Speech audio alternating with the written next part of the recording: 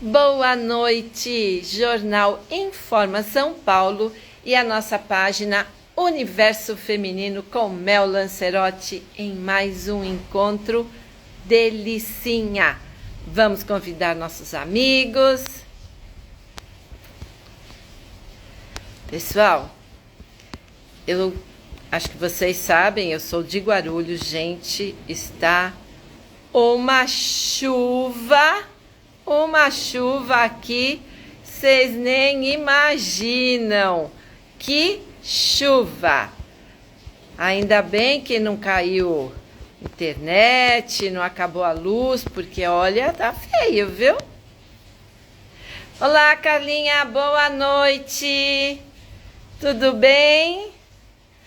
Hoje nós vamos receber a Marcela Faria de Almeida. Gente, trovão, relâmpago, vocês estão ouvindo, né? Ela trabalha como assistente social, é especialista na área da saúde em urgência e trauma, e ela atua como assistente social numa OSC, em Indaiatuba. Olha só, Indaiatuba. Marcela, já chegou? Vamos trazê-la para entrar ao vivo. Ela presta serviço de convivência e fortalecimento de vínculos de 0 a 59 anos, além do serviço de socioaprendizagem, formando o jovem aprendiz. Atua especificamente no serviço de assessoramento, desenvolvendo projetos de prevenção de autolesão e suicídio nas escolas estaduais do município.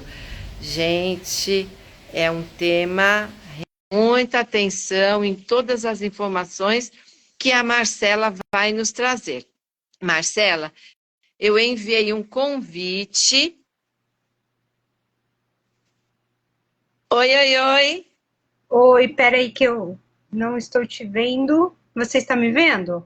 Não estou. Agora sim. Oi, Marcela, boa noite. Seja Boa muito noite. bem-vinda. Muito obrigada. Ainda em Indaiatuba está chovendo? Está assim. Uma chuva, já veio até mensagem de alerta da prefeitura. Olha, tá Olha, feio aqui. Bom, é, vamos lá. Eu achei incrível que a nossa coordenadora, Carlinha Bertelli, que já está aqui com a gente, enviou sobre... Eu vou até ler, que eu tá, achei assim fantástico, tá? Se me permite. O nosso tema é prevenção de autolesão e suicídio para além do Setembro Amarelo. uhum, Imagine descobrir em janeiro que você tem um problema sério de saúde, mas só poderá buscar apoio no mês de setembro. E aí você comenta o seguinte: parece absurdo, não é? Mas, infelizmente, é assim que acontece quando deixamos para falar sobre prevenção de doenças ou comorbidades somente num mês específico, como acontece com muitas campanhas de saúde, limitando-se a um período quando, na verdade, as questões que elas abordam exigem atenção contínua. Eu considerei esse comentário muito pertinente, porque realmente é isso que acontece. Nós temos as datas específicas, né? Outubro rosa, setembro amarelo, janeiro, não sei o quê. Mas todas essas enfermidades, elas têm que ter um olhar não só em datas, mas num sim. contexto geral. Eu considerei isso muito importante, muito pertinente, viu? Incrível a sua, Marcela, o seu comentário, eu achei fantástico isso. E algo que nunca, ou na maioria das vezes, nós não trazemos como pauta. Nós Sim. trazemos outubro rosa, setembro amarelo, janeiro, não sei o quê, mas por que que nós temos que direcionar as nossas preocupações e prevenção apenas para o mês específico? Uhum. Então, Seja muito bem-vinda e Muito obrigada. Fique à vontade para a sua introdução. Muito obrigada. Primeiramente, quero agradecer a você, a Carla, o Fabrício que me indicou para fazer essa live também, e a todos que estão ouvindo, né? Espero que eu possa contribuir da melhor forma possível. E falar sobre campanha é uma estratégia que principalmente a saúde coletiva ela usa para falar e conseguir abranger um público maior, pensando na prevenção. Porque muitas vezes o território que precisa desenvolver aquela informação para aquela comunidade, para aquele território específico, ele não consegue alcançar, né, a necessidade de fazer um trabalho de prevenção em todo o território. Então, muitas vezes, a saúde utiliza as campanhas para ampliar essa informação. E é muito importante, mas falar, não deixar de falar, né, em outros aspectos, em outros momentos, igual eu especifiquei nesse seu comentário, no comentário. E quando a Carla pediu para falar sobre a prevenção de autolesão e suicídio, eu trouxe a questão do Setembro Amarelo, porque a gente ouve muito, os alunos trazem para nós a questão de ser só falado em setembro, mas também é um tabu, porque a sociedade em si fala que não pode se falar sobre esse tema, porque pode aumentar, né, o interesse desse jovem, desse adolescente de falar sobre, tentar alguma questão, alguma situação contra a sua própria vida. E também é um mito, né? Pode falar. Eu não sei, né? Não é a minha área, mas eu acredito que alguns jogos que hoje em dia têm sido muito, assim, digamos, apresentado para os nossos jovens, seja um risco muito maior do que de uma discussão onde um profissional possa trazer toda uma explicação, uma orientação de prevenção. Então, a fala, muitas vezes, não é valorizada, mas nós precisamos trazer informações, porque enquanto a informação conseguir alcançar os jovens, provavelmente os jogos não vão ceifar as suas vidas. Uhum. Não é falar de como fazer, e sim falar por quê, né? O que faz com que esse jovem, que ainda tem uma experiência de vida, né? Tem anos para experimentar a vida, quer acabar com a sua própria vida, né? Então a gente precisa falar sobre, dar espaço para falar sobre o que ele sente, os sofrimentos que muitas vezes nós adultos, principalmente, a gente meio que menospreza o sofrimento dele, né? Por mais que um jovem que está em sofrimento por conta, muitas vezes, de relacionamento, e ele vai ter relacionamento com outras pessoas, mas isso não significa que o sofrimento dele tem que ser menosprezado. Então, a gente precisa, enquanto sociedade, ter esse entendimento, né, de não menosprezar a dor do outro, mas também ter essa habilidade de saber ouvir, não julgar, né? E você, por favor, continua. Não, termina de falar, por favor, desculpa. E quando a gente fala sobre a questão de prevenção, a gente trabalhar nas relações. Então, colocar esse jovem como também parte importante dentro dessa comunidade, dentro dessa família, que muitas vezes, por conta da nossa correria, a gente também não consegue dar essa atenção, né? Muitas vezes ele fica com as tecnologias por conta que não sabe nem como fazer esse relacionamento, e não tem como, igual a gente falou, não tem como falar sobre prevenção se eu não trabalhar também a questão do acesso aos direitos. Se a gente for olhar, dependendo de qual comunidade a gente estiver falando também, né? Muitos jovens não têm acesso ao esporte, a uma cultura, né, oficinas culturais para expressar as suas emoções, né, tirar essa energia enquanto acontece no esporte, e a gente acaba sofrendo essa consequência. Então, se ele não sabe falar, se ele não consegue compreender suas emoções, se ele não está inserido num esporte, se ele não está inserido numa oficina cultural que possa, a partir de uma pintura, de uma dança, expressar seus sentimentos, como ele vai falar, né?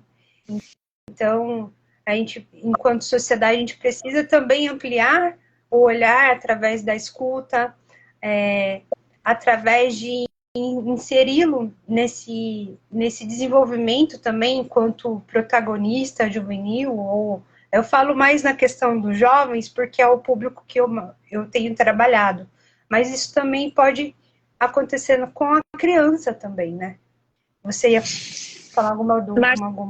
Marcela, eu, assim, leiga no assunto, tá? Porque, como eu disse, a minha área é completamente outra, mas você acredita que as modernidades, então, a internet, os acessos fáceis, faz com que as famílias não consigam enxergar as necessidades das crianças e jovens? Porque como eu enxergo, vejo assim, muitas propagandas. As crianças e jovens estão sempre grudadas no celular e os seus pais também, né? Todos navegando, e hoje não existe tanto essa relação de convivência, da fala, do sentar à mesa, de comer junto, de conversar.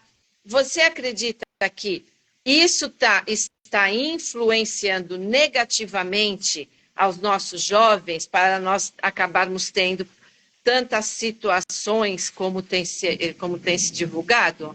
Sim, com certeza. Principalmente porque ele está consumindo, igual você falou de jogos, né? Informações que não tem filtro nenhum. A gente não fala sobre aquele jogo, não fala sobre aquele fio, não fala sobre aquele desenho que muitas vezes ele tem acesso e que ele está consumindo aquela informação e não fazendo um processo reflexivo. E quando, por exemplo, muita gente fala como eu trabalho dentro da política de assistência social, muitas vezes a gente pode conviver em família, mas não ter vínculo nenhum, porque existe esse distanciamento entre esses membros, né, e faz com que a família não consiga identificar quem é aquele jovem. E principalmente se essa família não foi treinada para escutar, não foi treinada para ter um olhar para esse jovem, que também precisa de necessidades, que muitas vezes não são as mesmas necessidades dos pais, faz com que esse distanciamento aumente. Então, a tecnologia ela deveria vir para nosso cotidiano para auxiliar nas nossas tarefas. Mas muitas vezes é o contrário, né? A gente que trabalha, a gente que muitas vezes está para a tecnologia, e não a tecnologia está para nós. Perfeito, exatamente. Você que tem convivido, primeiro, há quanto tempo você, até acho que passou, né? O tempo que você já está atuando nesse setor com jovens. Você passou naquela informação? Não me lembro. Há quanto tempo você já está trabalhando? Enquanto esse projeto de prevenção a suicídio e autolesão, há 2 anos. Vai fazer 3 anos, na verdade. Tá. O que eu queria perguntar, o que eu quero te perguntar, é se você observou que pós-pandemia, o isolamento social, teve aumento? O aumento de situações foram maiores, se hoje as pessoas estão passando muito mais por situações de insegurança, de problemas psicológicos. Você acredita que existe uma consequência vinda da pandemia? Eu acredito, assim, que teve, sim, né, um índice muito maior do que o que era antes da pandemia, mas eu entendo que essas vulnerabilidades que as pessoas tinham, elas eram mascaradas, cada uma fazia, tinha uma dinâmica diferente que não conseguia olhar para suas emoções. Tá. Quando a nossa sociedade teve que parar, acho que essa máscara caiu. Então, a gente teve uma consciência que a saúde mental precisa ser olhada. Então, quando todo mundo deixou de fazer as suas ações, as suas atividades, ela precisou ter contato com aquilo que ela por muitas vezes não queria ter. Então, eu acho que, assim, não que teve aumento, mas que a gente teve que ter acesso, né, e consequentemente teve aumento, né, porque antes a população não olhava para isso. O sentir, Entendi. né, o sentir a emoção é muito complexo para a nossa sociedade. Muitas vezes nós somos emocionais, não racionais, só que a gente não sabe lidar com essas emoções. Então, a gente precisa compreender esse sentimento e buscar recurso para lidar com esses traumas, né, com essas situações de vulnerabilidade que nós temos. Entendi. Como eu disse lá no começo, é um tema bem polêmico, né? Porque, como você iniciou, muitas vezes as pessoas não gostam nem de discutir, nem de trazer como assunto, pensando que isso pode repercutir negativamente, ao invés de preparar e prevenir, talvez possa despertar. Sim. É essa a conotação que se dá a respeito desse assunto, é isso? Sim, isso mesmo. Não vamos falar sobre setembro, nem no Setembro Amarelo que tinha que falar sobre, não se fala. Então, a gente, no projeto, nós falamos assim, não é falar sobre o suicídio, mas dar espaço para o jovem, para a criança, para o adolescente, ou até mesmo o adulto, né, que muitos adultos, a gente sabe que tem muitos adultos que cometem suicídio, eles não têm espaço para falar sobre sentimentos. Então, não é falar sobre eu vou tentar de tal forma, mas sim falar sobre a minha dor, falar o que eu sinto, falar que eu não tenho mais vontade de viver e às vezes não sabe mais nem o porquê. Então, a gente precisa falar. E também não dá para falar, a gente fala muito de valorização da vida. Não dá para falar sobre valorização da vida se a gente não acolher isso que dói. Então, antes de falar sobre valorização da vida, a gente precisa entender essa dor, acolher e depois buscar recursos através de encaminhamento, né, para a rede de saúde ou para, igual eu falei, outras políticas que são muito importantes, a cultura, o esporte, até mesmo se tiver situações dentro da própria casa, né, da família, a gente precisa acionar outros serviços como o CRAS, que é o Centro de Referência de Assistência Social, o CREAS também. Então, essa articulação é muito importante. Além dos profissionais particulares, né? Então, quando vou falar muito sobre o serviço dele. Esses serviços que estão garantidos por leis, mas tem outras formas de acessar os profissionais, né? Através do convênio ou de forma particular também. Então, não é falar sobre o ato, mas do que me faz sentir. É importante o cuidado ou o tratamento não só para um paciente que passa, de repente, por uma situação de depressão, mas a família também precisa ser tratada? Muitas vezes o adoecimento não acontece só com um membro da família. Muitas vezes outros membros podem estar adoecidos, então eu acredito que sim. E por mais que seja, por exemplo, só um adolescente, os pais, eles precisam ser acompanhados até mesmo para saber lidar com aquela situação. saber como falar, né, saber como acolher, saber como o que fazer em determinadas situações de crise. Então, sim, a família precisa ser acompanhada também, porque todos estão adoecidos, né? Então é importante. Marcela, você acredita que os pais conseguem analisar, avaliar quando existe alguém na família que esteja passando por esse processo e esse risco? Olha, infelizmente ainda não. Ainda não, porque a saúde mental ainda é muito... Ela não é muito falada, né? E falar sobre emoções, a gente fala sempre que é uma frescura, é um mimimi, que não tem que ligar para isso. Então, por quê, né? Socialmente, nós tivemos que engolir muitas dores, né? Nós tivemos que encarar e sem reclamar. E foi necessário isso, mas se a gente olha para hoje, o adolescente, né, o jovem, ele precisa falar sobre os seus sentimentos. Então, muitas vezes, a família não compreende o porquê aquele jovem manifesta as suas situações daquele jeito. Então, acaba desconsiderando aquele sentimento, aquela emoção. Então, ela não está ainda preparada para identificar. Muitas vezes, né, por exemplo, quando a gente fala de autolesão, não é só o corte no braço, mas também é o puxar o cabelo, também é o arranhar. Muitas vezes a gente nem presta atenção na correria do dia a dia, a gente também não presta atenção.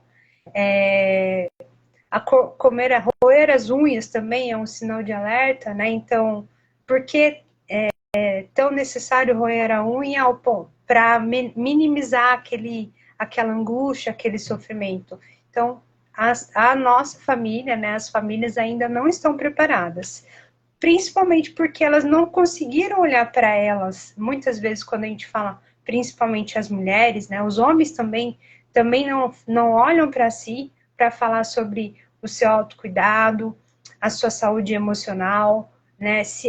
Muitas vezes eles não conseguem nem acessar serviços para extravasar tudo que acontece no dia a dia. Então, a família ainda precisa de muitas ferramentas, né, para isso.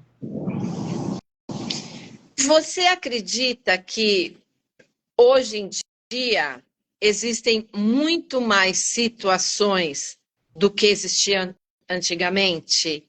Ou hoje nós sabemos pela facilidade que temos de acesso às informações? Eu acredito que tem, assim, muito mais do que antigamente. Não que antigamente não existisse situações nesse sentido, mas hoje potencializou. Porque, igual a gente falou, né? Antigamente, os homens, as mulheres tinham atividades. Hoje, nós estamos dentro de uma casa que é menor, né? Não temos contato com a natureza, nós vivemos mais individualizados. Então, acredito que isso tenha potencializado para ter esse aumento. Acredito que sim. Entendi. É lógico, né? Eu sou bem mais velha do que vocês. Eu não me lembro de ter ouvido tantas situações, tantos problemas, tantas perdas, vidas ceifadas, como eu ouço hoje. Realmente é chocante, é chocante. E não sei se a facilidade de termos as informações talvez nos traga, né, com mais frequência, mas eu acredito. E essas facilidades de tudo na mão, né, da internet, de tudo, isso pode ter influenciado no sentido de a família antigamente tinha mais proximidade. Hoje, as famílias são mais separadas e são compartilhadas através das redes sociais. Como eu disse, pai de um lado, a mãe do outro, o filho na outra, vão visitar a avó fica lá sentada de braço. Hoje não tem vó desse jeito não, né? Mas é só para ilustrar. E os netos todos na internet. Será que esta união familiar, esse compartilhar de mesa, de sentar na sala e conversar, pode influenciar positivamente e talvez diminuir as situações de problemas de saúde mental? Sim, porque a gente fala de saúde mental, é a questão das relações também. É igual eu falei, né? Às vezes a gente convive, mas não tem um vínculo. Qual é o vínculo que eu tenho com as pessoas que estão próximas a mim? Será que essas pessoas que eu moro conhecem de fato qual é o meu gosto, o que eu gosto de fazer, o que eu gostaria de conquistar na minha vida? Então, a relação é muito importante, porque é ela que vai me dar força também, né? Ao mesmo tempo, a gente sabe, é importante a gente sempre lembrar de qual família nós estamos falando, porque a gente sabe que tem muitas famílias que não conseguem ter esse diálogo e fazem tudo ao contrário.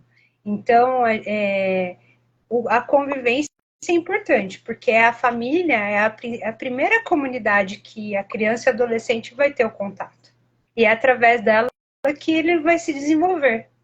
Então, se eu entro numa família, né, se eu estou numa família funcional, como a gente fala, que tem as suas funções, que garantam o desenvolvimento dessa criança e do adolescente, eu vou conseguir trabalhar e ter uma saúde mental saudável.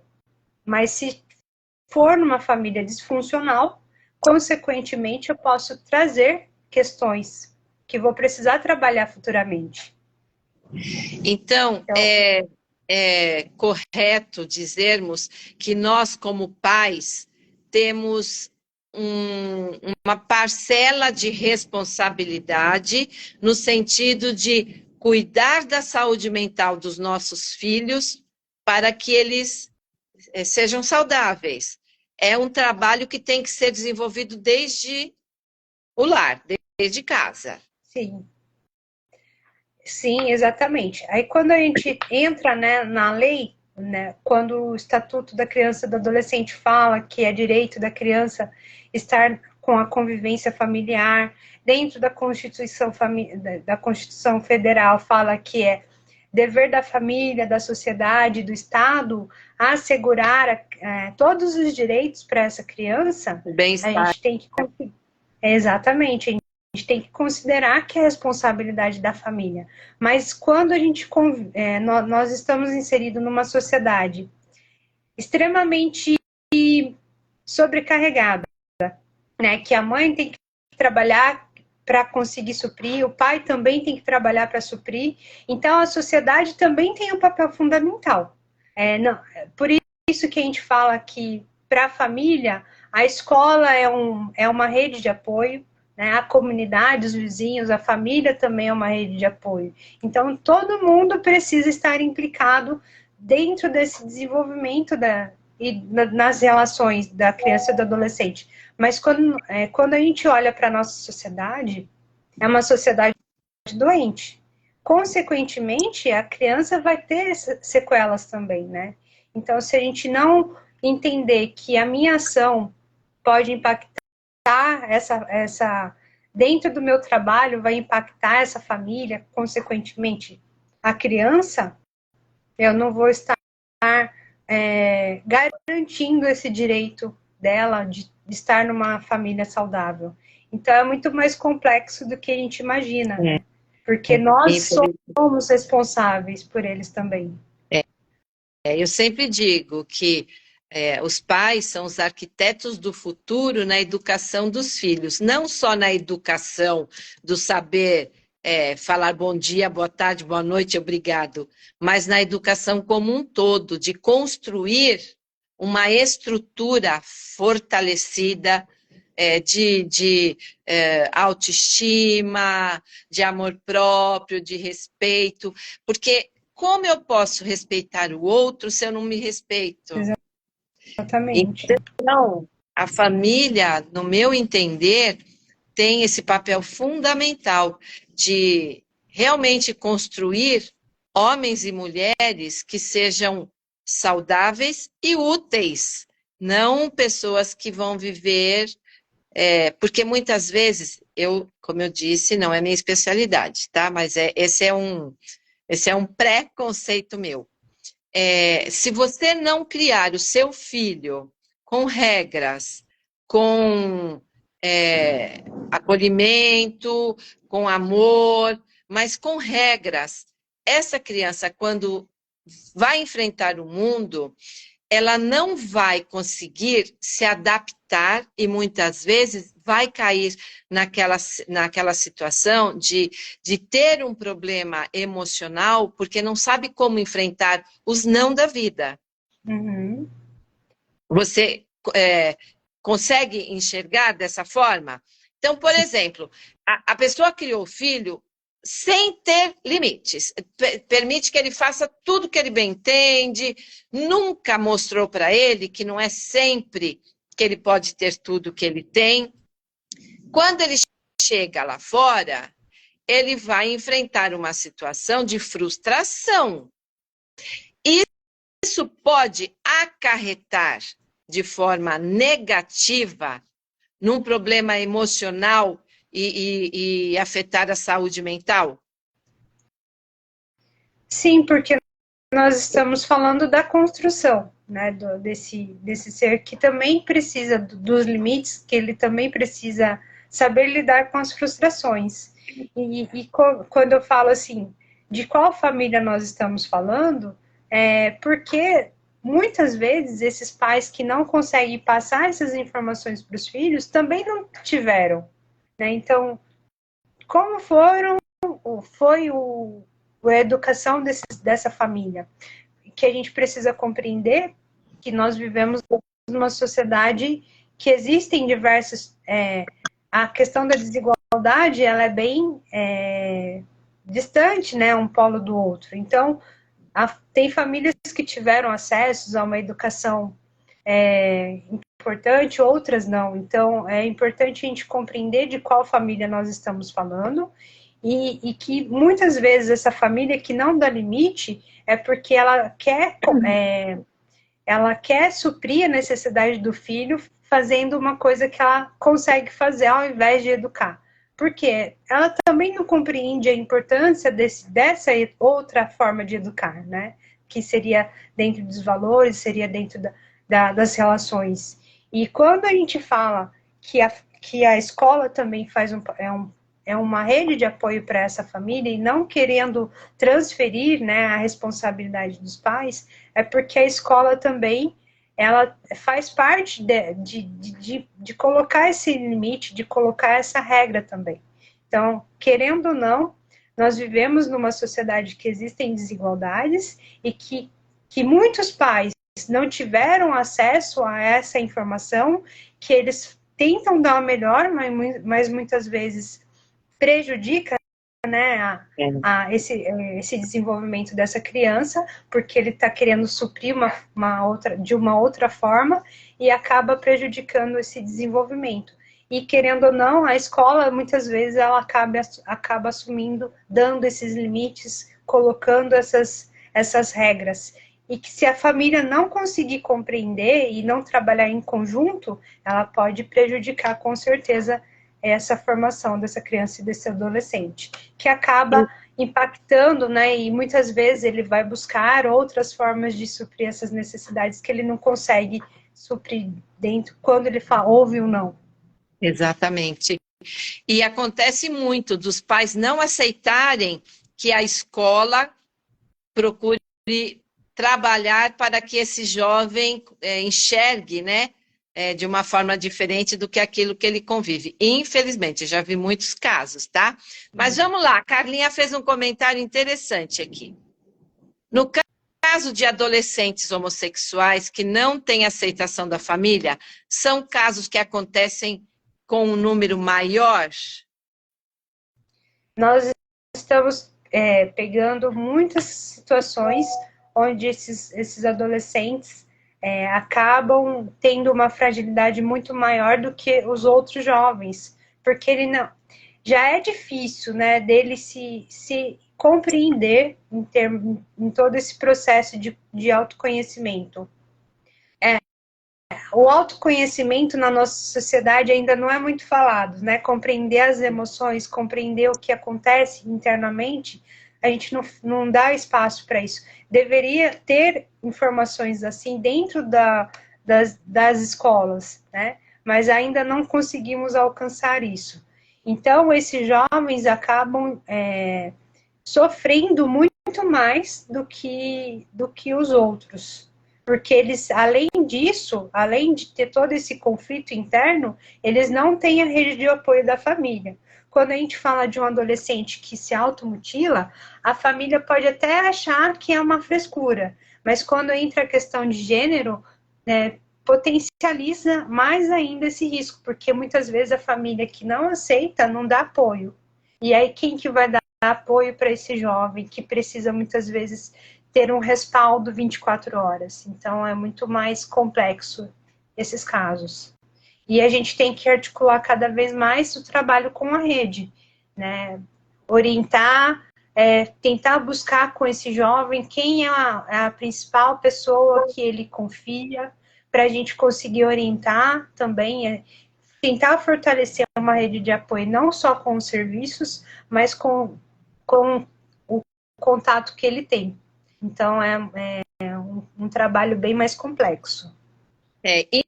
Infelizmente, ainda existe muito preconceito com relação à homossexualidade. Eu falo, gente, a vida toda existiu, nós não podemos separar, não pode acontecer essa separação. A separação de, porque é o preto, porque é o homossexual, porque é o branco, porque é o japonês. Gente, respeito ao ser humano, independente de cor, raça, credo, opção sexual, seja o que for.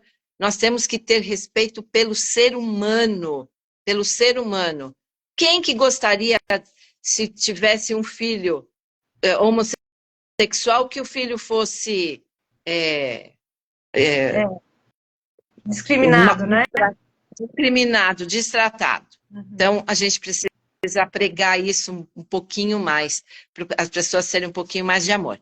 Mas a Detute fez um comentário, vamos lá, falávamos de escola. Lamentavelmente, hoje em dia, os pais não enxergam a escola como parceiros, e sim como responsáveis pela educação dos filhos. Ensino é na escola, educação é prioritariamente em casa. Mas, como a Marcela falou, em alguns momentos, estas crianças e jovens não têm a educação em casa e a escola precisa assumir esse papel que não é de responsabilidade dela. Por exemplo, no trabalho que eu desenvolvo aqui na Tuba, a gente tem fortalecido a equipe da educação para entender esses casos, né, compreender esses comportamentos autolesivos, acolher, saber acolher e direcionar para o atendimento na rede.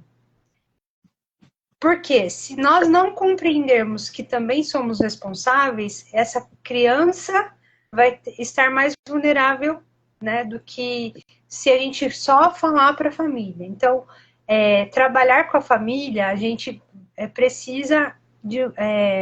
primeiro, para conseguir trabalhar com essa família, a gente precisa construir o vínculo. Mas, por conta de diversas situações também que a escola enfrenta, ela também tem dificuldade de acessar esse vínculo, né, com essa família. E fazer esse trabalho de fortalecimento com a família vai conseguir trabalhar com que essa família compreenda a sua função no processo de desenvolvimento. Mas, infelizmente, também esse vínculo entre a escola e a família se perdeu, né, igual vocês falaram. só terceirizou a educação para a escola. Então, a gente precisa criar mecanismo, principalmente dentro dos territórios, e também quando a gente, não só dentro da educação pública, mas na particular, né, fazer espaços de diálogo, capacitações com as famílias para que elas compreendam também a necessidade de olhar, de compreender as demandas dessas crianças e adolescentes. Então, a gente precisa compreender, a família está ausente nesse papel, mas enquanto serviço, né, enquanto, por exemplo, escola, eu preciso também fazer o meu papel. Então, a gente precisa fortalecer essa equipe de gestores, essa equipe da educação, para saber lidar com essas demandas e também tentar trabalhar com essa família, fortalecendo esse trabalho com os outros serviços, porque a escola sozinha não vai conseguir. Perfeito. Marcela, existem ações reflexivas e práticas para reduzir essas situações, esses sofrimentos?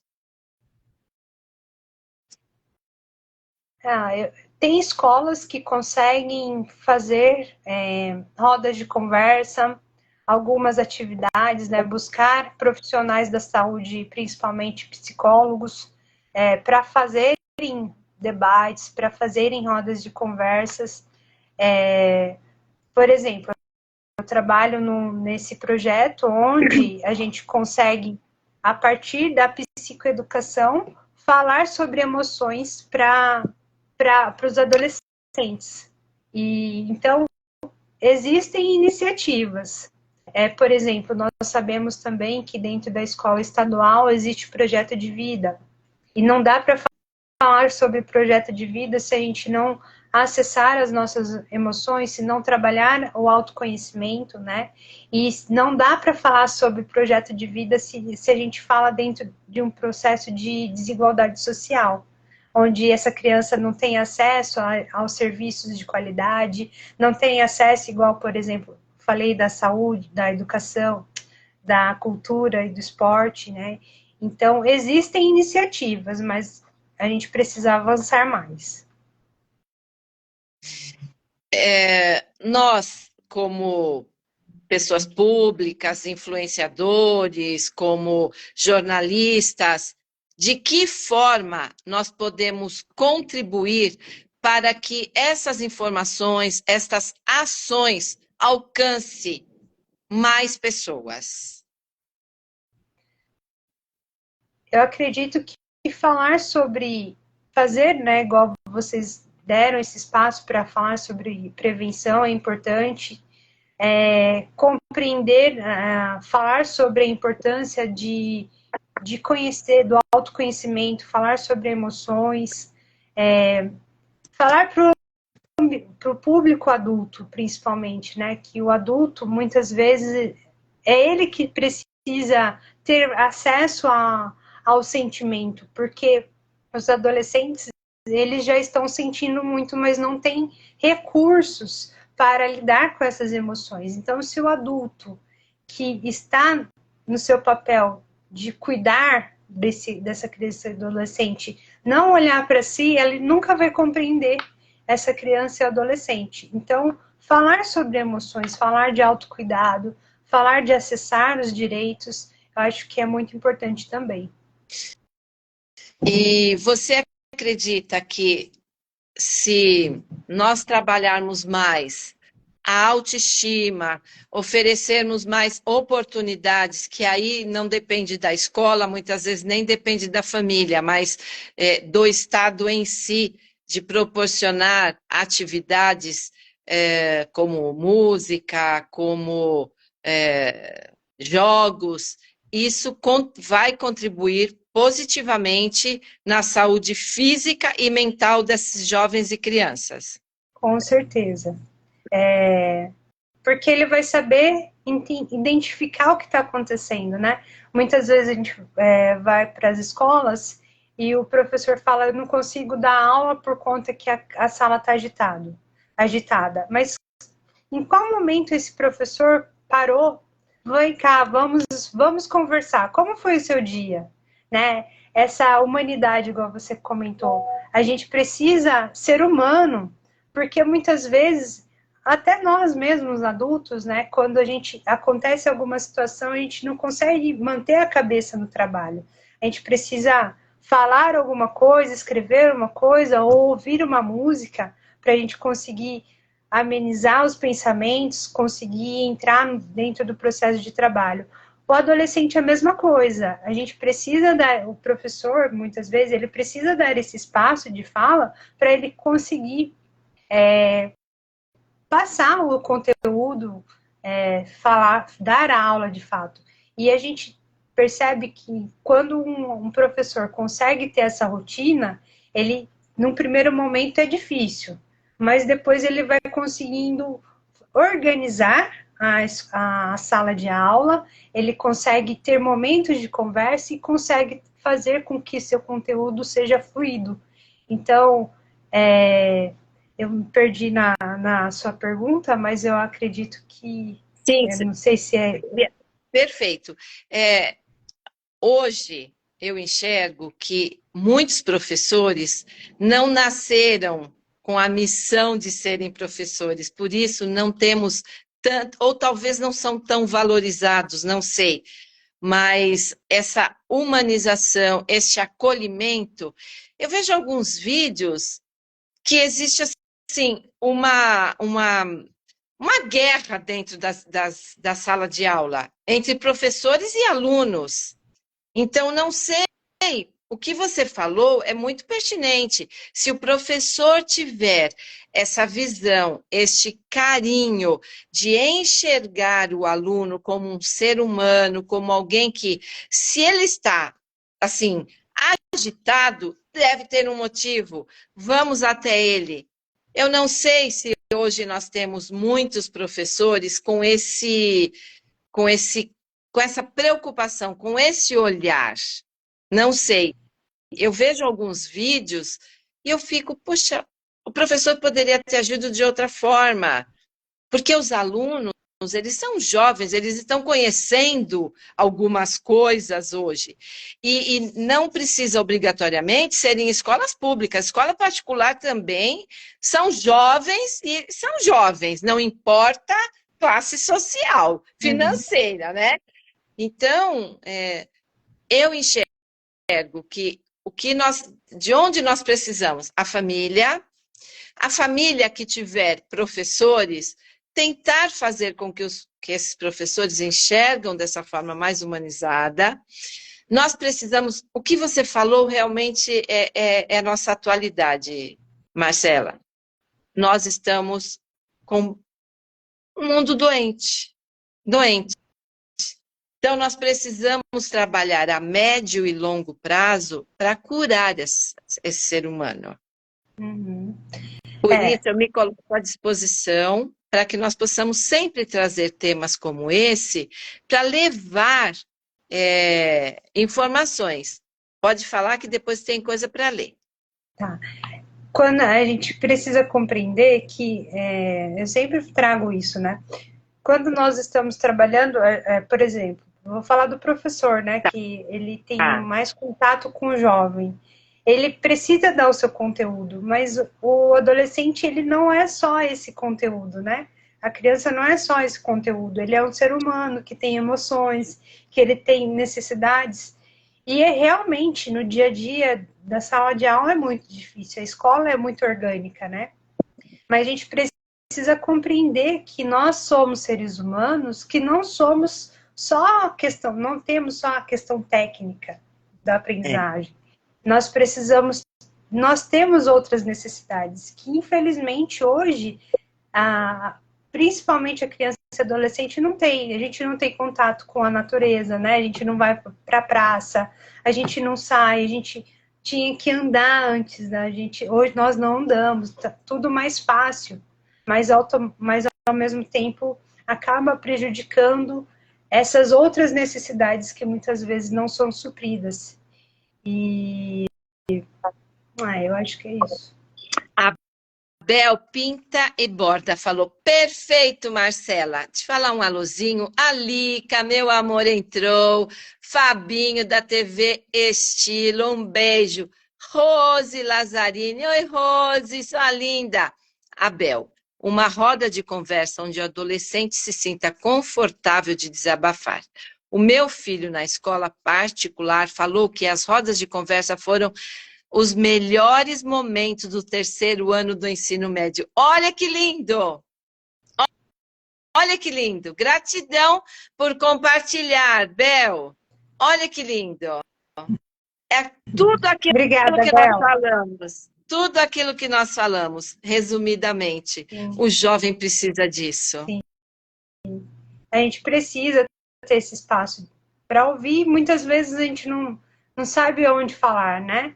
E a escola é o principal local onde esses adolescentes estão inseridos. E se a gente não começar por aí, é mais difícil. Porque, por exemplo, se for fazer um esporte, ele tem 1 hora, né?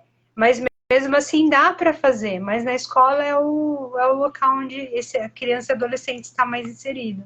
E na família também. Mas a família precisa ser preparada, né? E quem vai preparar? Eu acho que é o meio de comunicação, igual você falou. A escola também consegue fazer em alguns momentos algumas ações, mas a gente sabe que o RH, né, a estrutura, acaba impactando também. Lembrei, e outra coisa que você falou da questão dos professores. A gente, muitos professores, eles são, muitas vezes, por exemplo, faz uma faculdade de matemática e vai para ser professor.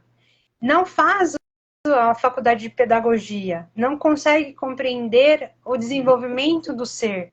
E a faculdade de pedagogia acaba auxiliando nesse processo. Então, quando vem uma pessoa que fez um curso de administração, que ele pode dar determinadas aulas, ele não vai compreender as necessidades desse público. Então, isso acaba impactando também na relação dentro da sala de aula.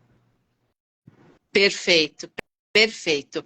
Pessoal, nós temos mais 5 minutinhos. Se quiserem fazer alguma pergunta para a nossa convidada, fiquem à vontade. Nós temos mais 5 minutinhos e eu vou pedir para que a Marcela deixe suas considerações finais. Ó, tem mais 5 minutinhos, tá? Então, se quiserem fazer alguma pergunta, eu gostaria que você deixasse as suas considerações finais e algo que você queira transmitir, deixar como mensagem para as famílias. Eu agradeço mais uma vez essa oportunidade, não só para o jovem, para a criança e para o adolescente, mas principalmente para nós adultos. A gente precisa olhar para a saúde mental. Muitas vezes é um tabu falar sobre o cuidado da saúde mental, mas é importante porque é através da saúde que a gente consegue desenvolver, né? A Organização Mundial de Saúde fala que a saúde não é só a questão física, mas é o bem-estar emocional, social e espiritual. E para que isso aconteça, nós precisamos ter acesso aos nossos direitos sociais e fundamentais, né?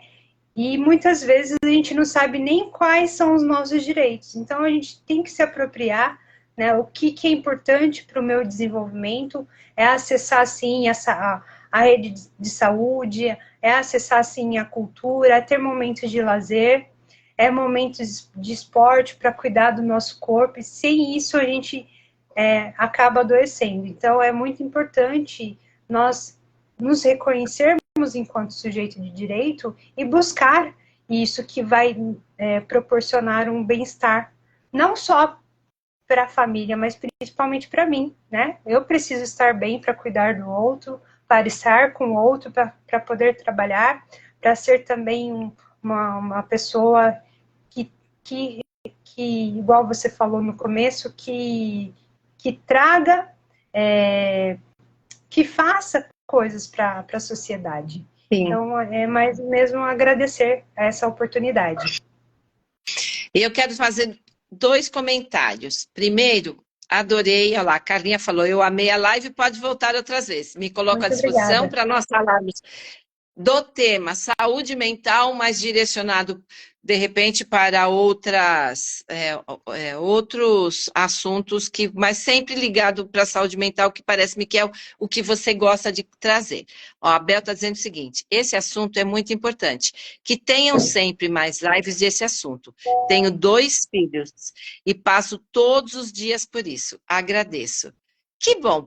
Então, eu quero falar como mãe e como vovó. Eu sou uma mamãe e uma vovó muito coruja assumida, sou assim, coruja, e eu quero dizer o seguinte, eu sei que hoje, nós, adultos, nós precisamos trabalhar para, digamos, para sobreviver, né? Mas o que vale é a qualidade, não a quantidade. Se nós pegarmos meia hora, 10 minutos para demonstrarmos o nosso amor, o nosso carinho pelos nossos filhos, com certeza isso vai ser uma sementinha plantada no coração dos nossos filhos, dos nossos netos. Sim. Eu acredito nisso. Com certeza. Então, muito obrigada, viu? Eu que agradeço, eu que agradeço. Ó, a Detute falou, assunto perfeito e atual. Parabéns. Voltaremos, né? Estaremos você mais vezes. Muito obrigada, viu? Eu que agradeço. Uma boa noite. Para vocês muito, também. muito, muito obrigada por compartilhar um pouquinho do seu conhecimento com a gente. Meus amores. Tchau. Beijo no coração de cada um de vocês. Que a nossa semana seja abençoada. Semana que vem, mesma bate-hora, mesmo bate-canal, estaremos aqui. Venha nos prestigiar sempre com um convidado, uma convidada muito especial, como foi hoje, que vocês adoraram o tema. Não é um tema alegre e feliz, mas é extremamente necessário. Se faz necessário trazer temas como esse para que nós possamos despertar, porque nós somos responsáveis, não é só por quem a gente convive, mas observar quem nos circunda, porque penso o seguinte, muitas vezes a família não consegue enxergar, mas nós de fora podemos contribuir e enxergar a necessidade do jovem, da criança ou do seu amigo, não é mesmo? Sim, isso mesmo. Gente, é isso aí. Beijos no coração, boa noite, amo vocês. Beijos, tchau, gente, até semana que vem. Querida, amei falar com você. Eu também, obrigada. Beijo.